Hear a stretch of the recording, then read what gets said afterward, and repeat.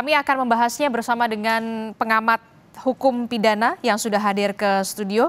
Selamat pagi, Assalamualaikum Abdul Fikar Hajar. Selamat pagi. Selamat pagi Mbak Adisti. Oke, Pak Fikar, ini kan tadi kita baru saja melihat ya bagaimana respon dari tim kuasa hukum Peggy Setiawan yang mengatakan bahwa sebelum sidang peradilan yang hari ini agendanya kesimpulan ini mengatakan kami optimis majelis hakim yang diketuai oleh Hakim Tunggal Eman Sulaiman ini akan mengabulkan permohonan dari Peggy Setiawan begitu kan, karena dirasa atau dinilai alat buktinya ini memang mengada-ngada dan terkesan dipaksakan. Bagaimana Anda melihat ini? Ya, menurut saya ya dalam satu perselisihan di dalam satu forum peradilan ya selalu saja para pihak itu masing-masing bersifat subjektif gitu ya, baik pemohon maupun termohonnya gitu, dengan argumen dan alat bukti yang mereka miliki gitu ya, mereka pasti akan bersifat subjektif. Nah, karena itu nanti posisi objektifnya ada pada hakim, karena hakim yang akan melihat apakah argumen yang kemudian didukung oleh bukti-bukti yang diajukan oleh para pihak ini saling mendukung, mana lebih kuat gitu umpamanya soal error in persona itu tadi, ya kan? Itu kan sebenarnya argumen alibi. Ada dua alibi yang diajukan sebenarnya. Yang pertama alibi soal orangnya, error in persona, salah orang. Yang kedua alibi soal waktunya. Ya, artinya ketika peristiwa itu terjadi dia tidak pada tempat kejadian gitu, tapi dia ada di tempat lain gitu. Nah, ini kan argumen ini kan juga harus didukung oleh alat bukti. Nah, demikian juga dari pihak termohon umpamanya, ketika dia menetapkan gitu ya,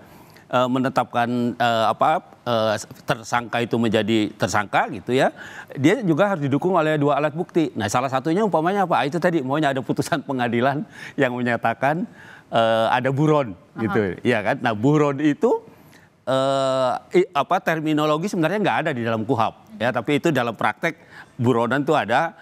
Kan kesannya gini, buron itu adalah orang yang lari, ya. Nah, orang yang lari itu yang dianggap menurut hukum dia sudah ditetapkan sebagai tersangka karena dia dianggap buron. Kalau saksi dia nggak akan buron gitu, karena saksi setiap saat bisa dipanggil gitu. Tapi yang buron itu pasti tersangka gitu. Nah, seperti itu gitu. Nah, jadi dua argumen inilah yang nanti akan dipertimbangkan oleh hakim, mana sebenarnya yang lebih mendekati kebenaran gitu.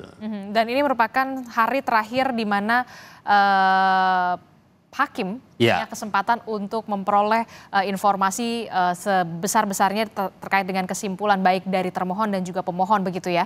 Sebelum akhirnya akan menentukan putusannya di hari Senin begitu ya. Betul. Nah, kalau yang juga menarik perhatian saya adalah kemarin ahli pidana dari Polda Jawa Barat ini kan sudah dihadirkan ya. Kalau tidak salah ya ada satu orang begitu ya.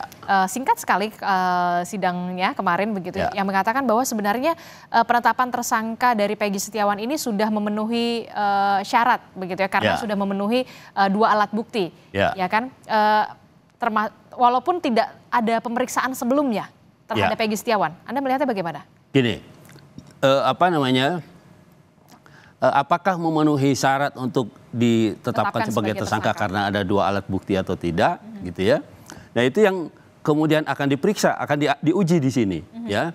Apakah benar alat bukti itu kan formal sebenarnya, bahwa seorang bisa ditetapkan sebagai tersangka dengan formalnya harus ada dua alat bukti gitu. Nah, persoalannya adalah apakah dua alat bukti ini memang berkaitan dengan peristiwanya gitu. Nah, itu kan yang agak sulit sebenarnya menyimpulkannya gitu. Ya karena apa? Ya pokoknya istilahnya kalau orang Betawi bilang pokoknya ada dua alat bukti gitu kan, karena pendekatannya formal. Tetapi sebenarnya menurut saya peradilan ini juga harus menguji apakah dua alat bukti yang ditampilkan itu relevan dengan peristiwanya gitu. 8 tahun yang lalu. Iya, itu yang makanya saya bilang harusnya diuji juga gitu. Jangan yang pada saat sidang pembuktian kemarin. Iya, karena ini penetapan tersangka. Artinya gini, penetapan tersangka mestinya selain pendekatannya formal juga harusnya material juga. Maksud saya selain ada dua alat bukti pun harus bisa dibuktikan bahwa dia memang berkaitan dengan peristiwa itu gitu. Tidak terlalu beririsan dengan nanti sidang pokok materi perkara. Kan begini, belum masuk ke pokok perkara, kan belum menyatakan bahwa dia salah atau tidak, kan belum. Tapi betul nggak orang ini yang memang melakukan tindak pidana kan pelaku itu yang dimaksud ya, melakukan perbuatan itu. Betul, yang disangkakan betul nggak ini gitu. Nah itu kan artinya dua alat bukti pun sebenarnya harus relevan gitu. Dan kemarin dalam 2 hari dalam sidang pembuktian Anda melihat tidak tersaji secara gamblang di sidang pra-peradilan kemarin? Ya menurut saya dari kesaksian para ahli dan alat buktinya itu belum terungkap gitu ya. Walaupun umpamanya di belum dalam terungkap atau tidak mau diungkap? Menurut saya belum terungkap lah. Belum terungkap, oke. Iya. Karena gini, apa namanya, di dalam satu peristiwa pidana gitu kan sebenarnya bisa dikategorikan ada 4 modus ya. Modus yang paling mudah adalah tertangkap tangan. Ya. Iya kan, kalau tertangkap tangan itu tidak perlu ada formalitas apapun. Pokoknya tertangkap tangan dia bisa langsung ditetapkan sebagai tersangka. Tetapi ketika ada laporan, kemudian laporan itu tindak pidana umum ya, yang semua orang yang melihat, mendengar, merasakan bisa lapor. Ada juga pengaduan itu khusus untuk delik aduan, tindak pidana yang hanya dijalankan kalau diadukan oleh korbannya gitu ya kan. Nah itu artinya perlu ada pengaduannya kan, perlu ada pengaduan, dan untuk mengadu itu harus ada panggilan dan sebagainya gitu. Yang ketiga adalah pengembangan. Nah ini menurut saya pengembangan dari kasus yang pernah ada. Oh ini jadi dari hasil pengembangan? Iya, dari putusan itu kan dianggap tersangka ini pengembangan dari kasus yang dulu gitu. Dulu dia bersama-sama gitu. Nah persoalannya adalah yang jadi soal yang akan dinilai ketika dulu dia sudah disita, tadi saya dengar motornya, ya kan, barang buktinya. Barang buktinya tapi kok tidak ada tindak lanjutnya. Ya, baru 2024. Nah setelah 8 tahun baru ada tindak lanjutnya gitu. Nah ini juga meragukan gitu. Artinya betul enggak itu orangnya itu? Kalau memang betul, mestinya pada 2016 itu sudah dilakukan gitu. Itu yang juga menjadi pertanyaan, ada apa itu kan, Pak Fikar? Nah itu dia. Nah, saya kira pra-peradilan ini belum tuntas nanti memecahkan masalahnya, tetapi nanti di persidangan pokok perkaranya akan nampak benar gitu. Kenapa baru 8 tahun ini diproses gitu, iya kan? Kenapa baru ketika ada filmnya ini baru jalan lagi, momennya seperti itu kan? Nah itu juga jadi pertanyaan publik gitu.